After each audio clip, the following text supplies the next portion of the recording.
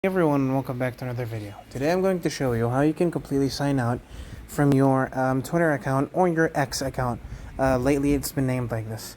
It's not as straightforward as you would think, but it is still easy and you can completely sign out from your Twitter's account. I'm going to show you how. So first of all, you're going to launch up X or Twitter. Now, from Twitter, you're going to click on your profile icon on the top left corner, okay? Once you click on it, you're going to click on the settings and support icon, and then or a tab, and you're going to find something called Help Center and Settings and Privacy, okay? You're going to click on Settings and Privacy.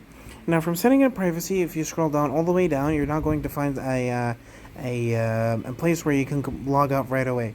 But it's actually, as I said, it's not as obvious as any other social media account. You have to click on your account. Now, from your account, again, there is no log out here. You're going to click on your account information, and then you're going to be able to log out from here. So yeah, guys, that was how you can log out from Twitter. Thank you so much for watching. Don't forget to like and subscribe, and I'll see you later.